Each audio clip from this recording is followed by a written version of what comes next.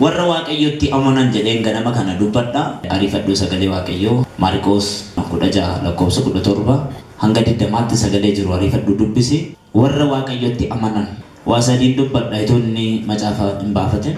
Dinqiin isaanii hin ta'a. Waan namaan sodaatan lafa deemanitti irraas malee raafaman. Ameen. Isiniif haa ta'u. Ameen. Nama si bukkee jiru eenyutti amanteertaa jedhi. Eenyutti amanteertaa. Maal jedhe? Waaqayyotti amanaa jirtu?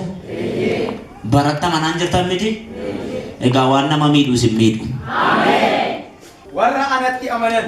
Warra anatti amanan birattis milikkitoonni kun hin argamu. Milikkitoonni kun hin argamu. Warri anatti amanan. Warri anatti amananii Kun maqaa kootiin. kunis maqaa kootiin Hafuurota hamoota hin baasu. hafuurota hamoota hin baasu. Afaanota haaraadhaan isin dubbatu. Afaarota haaraadhaan isin dubbatu. Bofa yoo qaban. Bofa yoo qaban. Yookiis waan nama ajjeesu. Yookiinis immoo waan nama ajjeesu yoo dhugan Isaan hin miidhu. isaan hin miidhu. Ameen. Qabee nama si bukkee jiru. Humna waaqayyoo si duukaa jira jedhi. Humna waaqayyoo si duukaa jira. Hin danda'amtu jedhi. Hin danda'amtu. Tiraati hin danda'amtu jedhi. Hin danda'amtu. Tiraati hin danda'amtu jedhi. Hin danda'amtu. Ati milikkiteetta jedhi. Ati milikkiteetta. Warra waaqayyotti amanan milikkita, dinqii, hojii garagaraatu duukaa ta'a. Hojii ergamootaa 19:11 Phaawulos dinqii takka hin ta'etu isaan ta'aa ture.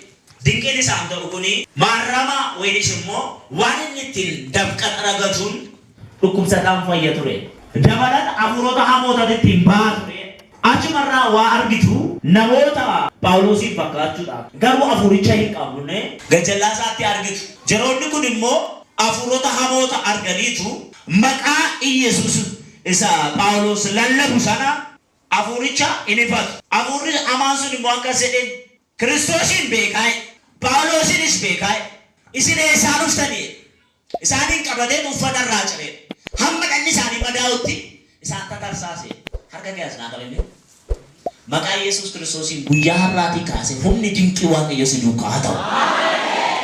Humni sodaachisu waaqayyo si duukaa haa ta'u. Lakkoofsa 11 waa ariifadhu naa dubbisa achumarraa. Waaqayyo dinqii takkaa hin beekamin. Ilaa dhaggeeffadhaa. Waaqayyo dinqii takkaa hin beekamin. Harka Phaawulosiin maal ta'e? Hin raawwata ture.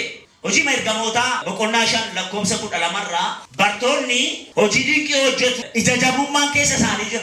Sodaan keessa isaanii jiru. Sagalee waaqayyoo tuttuqee haasaa ariifadhu naa baasi. Yommus milikinnii fi dinqiin baay'een harka eenyuutiin? Harka ergamootaatiin saba sana gidduutti hin hojjetame ture. Amantoonni hundinuus gardaafoo Solomoonitti wal ga'u turan. Warra kaan keessaa garuu namni tokko illee dhimma isaanii keessa lixuudhaaf ilaa dhaggeeffadha. Namni tokko iyyuu dhimma isaanii keessa lixuudhaaf ija hin jabaanne saba durattis maqaa gaarii qabu turan.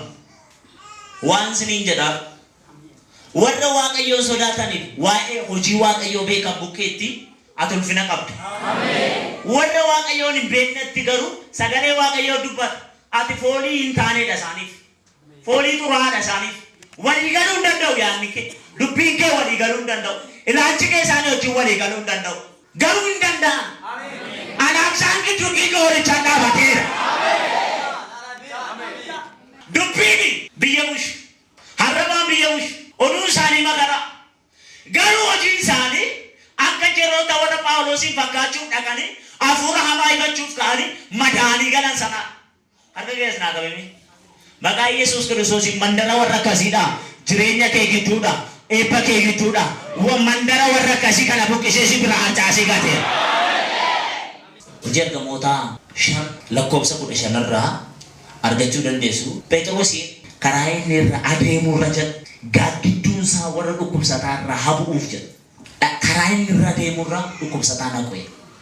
Bara Phaawulositti amma maarramaa waynis dabqee magaalaa Naqamteetti hanga Hambootti erga. Maarramaa isaa duwwaa. Ittiin namni fayyu. Garuu sagalee waaqayyoo kan inni jedhu Yesuus gaafa lafarra ture isan hojjette gararraa hin hojjettu. Humni waaqayyoo humna guddaan si duukaa haa ta'u. Namuma ture Phexros. Garuu gaaggichuu isaati dhukkubsataa fayya ture. Naafa fayya ture. Hafuura hamootaatu gaaggichuudha. Maqaa Gooftaa Yesuus Kiristoosiin jedhamiti. Dibatuma sarara jirutti gaaggichuu isaatiin hafuurota hamoota fayyisa.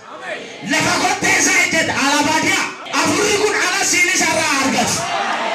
Waa inni dubbise shan kudha shan. Dhukkubsatoota baay'eeyyuu. Dhukkubsatoota baay'eeyyuu. Phexros karaa sana irra darbu. Yemmuu Phexros karaa sana irra darbu. Gaaddidduun isaa isa keessa tokko. Gaaddidduun isaa isaan keessaa tokko. Irra illee habuufatuuf. Isaan irra illee habuufatuuf. Sireedhaan muka wasaasaatiinis.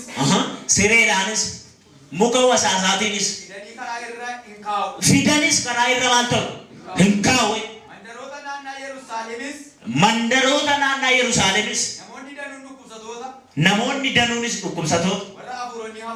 Warra hafuuronni hamoonni rakkisanis fidanii hin dhufu. Warri geeffaman hundinuus hin fayyifamu. Ilaa dhaggeeffadha harka irra kaa'e hin jedhu. Gaaggichuu isaatiin awwaara inni irra ejjete hin kaawwan hunda fayyadha. Naafa dhaqa, jaamaa dhaqa, duudaan dhaqa, gooboon dhaqa. Hafuurota hamootaa warra gidirfamu achi dhaqu hin fayyu.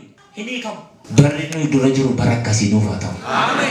Shanumarraa lakkoofsa waa'ee Anaaniyaasiif arguu dandeessu achirraa. Wanti bartoonni qabanii fi wanti yeroo sana qulqulloonni biyya sana keessa jiran qaban hundumtu isaa tokkodha.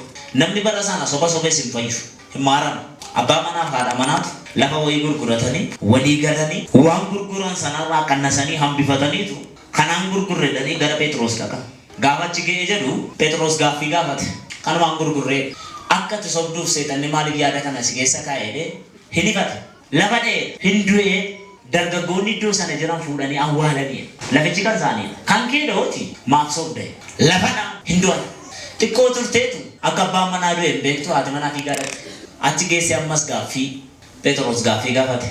Kanumatti gurgurtanii ennaa kanumatti gurgurreetti. Warra abbaa manaa kee awwaalan as jiru gaa ammasiin isin awwaalu. Dubbisne. Namichi Anaaniyaas jedhamu tokko. Namichi Anaaniyaas jedhamu tokko. Ture inni haadha manaa isaa. Inni haadha manaa isaa. Safiiraa wajjinis walii galee. Lafa qaban tokko gurgurate. Lafa qaban tokkos gurgurate.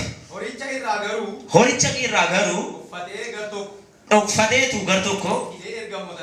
Fidees ergamootatti kenne. Kanas immoo maree haadha manaa isaatiin waan godheef. Isheen gaarii gootee beekti turte. Isheen gaarii gootee beekte turte. Akka jechuun hin hubatti jechuudha. Phexros immoo yommus. Anaaniyaas akka ati hafuura qulqulluu sobduuf. Anaaniyaas akka ati hafuura qulqulluu sobduuf. Horii araddaa kee ittiin gurgurte. Keessaas. Akka dhuffattuufis maaliif seexanni? Yaada garaa kee keessa guutee. Qabeenyi kee kun utuu ati hin gurgurin. Qabeenyi kee kun utuu ati hin gurgurin. Kanuma kee ture. Ergaa gurgurtee garuu horichi. Harka kee keessa jira miti. Attamitti garaa kee keessatti kana malte. Ati namoota sobde miti. Waaqayyoon sobde malee jedhee. Anaaniyaas dubbii kana yommuu dhaga'ee lafa dheebe. Warri kana dhagaan hundinuus guddaa sodaatan. Dargaggoonni immoo dhufanii reeffa isaa kaamnaan geessanii awwaalanis. Akka sa'aatii 3 kan ga'u turte. Haati manaa isaa waan abbaan manaa ishee ta'ee utuu hin beekiin dhufte. Phexros immoo araddaa keessa dhuguma hamma kanatti gurgurtanii anatti himi jedhe.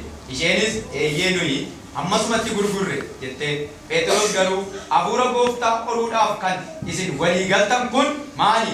Warri abbaa manaa kee awwaalan kunoo amma balbala dura jiru sis immoo gadi si baasu ittiin jedhe. Isheenis yommusuma miila isaa jalatti lafa dhooftee duute. Dargaggoonni sun ol galanii akka duute yommuu argan gadi baasanii abbaa manaa ishee bukkeetti ishee awwaalanii.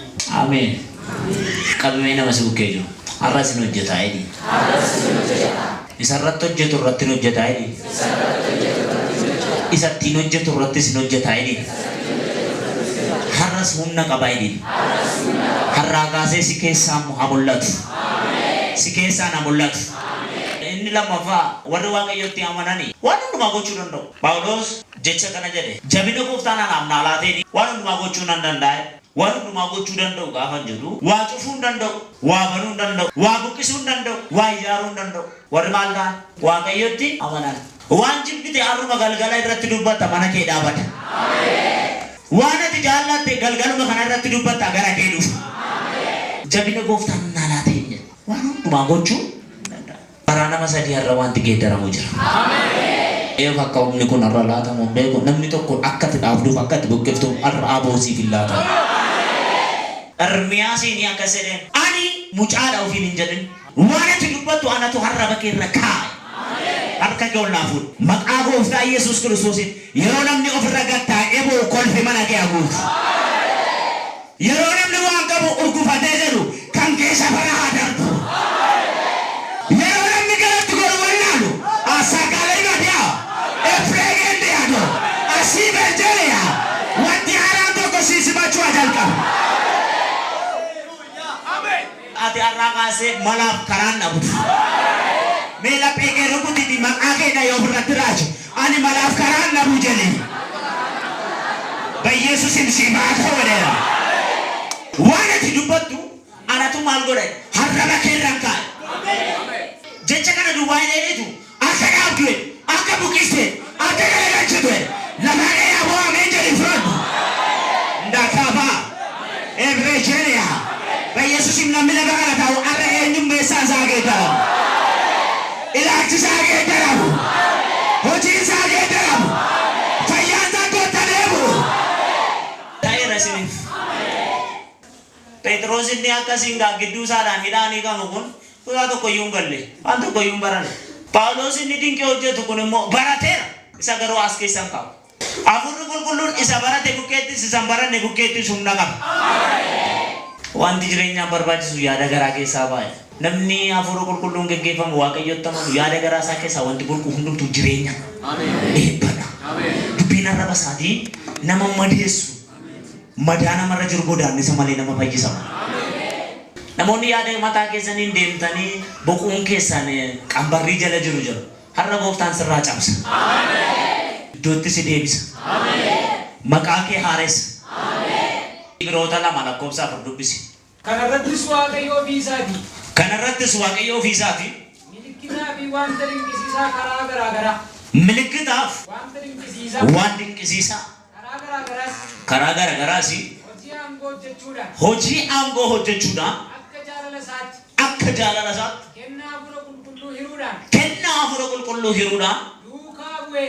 Duukaa bu'eedha. Dhugaa ta'uusaas.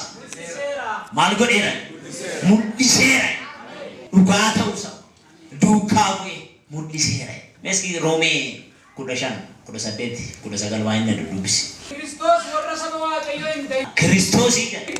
saba waaqayyoo hin ta'in waaqayyoofis abboomsisuudhaaf harka kootiin maal ta'e waan raawwate duwwaas dubbachuudhaaf Kanaafis waan dubbadheefis waan hojjedhe maal ta'a hin raawwate kan inni raawwates humna milikkitootaa fi dinqii baay'eetiin humna maalii ture afura qulqulluutiin ture kanaafin eessaa jalqabe Yerusaalemii jalqabe Guutummaatti wangeela Kiristoos lallabuu danda'e. Ameen. Akka inni ol fuudhe. Hammaan daara lafaatti wanti si adeemsisu si argatu. Si argatu. Si argatu. Si argatu. Hojii ergamootaa 19 lakkoofsa 2 jara tokkotu Phaawulostu gaaffii gaafata. Afura qulqulluun guutamtaniittu enna maali afurri qulqulluun jedhan akkuma isuma iyyuu amma sirraa dhagaa irraa jedha garuu waldaa keessa turan garuu cuubamaniif. Mana afurri qulqulluun hin beektanii hin beeknu egaa maaliin eeyotu si cuube maal cuubamtan enna akkas jedhame waa'ee waan isiin kaasan yaada garaa keessanii geeddaradha akkas godha jedheetu inni sana caalu akka inni dhufu isinitti himne harka keessaas naa qaba beekumsa fuuraa gara kee haadus. Yeroo amantaan afura qulqulluu fudhataniitu gaaffii gaafata yeroo maal taatan yeroo amantaan afura qulqulluu fudhataniitu isaaniin jedhe isaan immoo afurri qulqulluun akka jiru iyyuu hin nageenye. Ilaa dhaggeeffadha akkuma inni jiru iyyuu maal hin taane nageenya. Rakkina kan waldaatti ta'u rakkina kan amantootaatti ta'u rakkina kan warra tajaajilanitti ta'u warra akkasii Eessa jiru? Waldaa. Eessa oolu? Waldaa. Barataniiru? Amananiiru? Gooftaa waameera? Garuu isa beekuun manaan beekan. Nama tokko abaloo akkamii hedhiin gaaffii magaafadhu. Maal inni nama taboosiin jedha. Yeroo sana deebiin macaafaa siif haluuf. Baattu keessa isaan jiru beektaa? Hafuura waa ittiin addaan baasee dubbatu keessa hin jiru. Isa duukaa koomiiteen taa'e. Warra hafuura qulqulluu keessa jiru koo beeku. Sobduu ta'e. Beeku. Garuu oduudhaaf yeroo hin qaban. Beeku akkasumatti. Gara ishee galagalan hin ilaalan. Galuma galan. Fakkeessituun ilaalan badaa. Warra namatti geessus badaa ilaalan. Beeku garuu. Inni geggeeffama hafuuraa hin qabne foonuma duwwaadhaan inni yaadu. Phaawulos Roomee irratti akkas jedhe. Waan hafuuraadha. Fooniin yaadu du'adha. Diina Waaqayyoos nama godhan. Yaadni akkasitti yaada Waaqayyoo wajjin walii hin galu. Bitaadhaanis mirgaanis itti dhufu torbee kana garuu waan sadii sii dhalatu. Tokko guyyaa har'aati kaasee miraakilii hafuura qulqulluu si argata.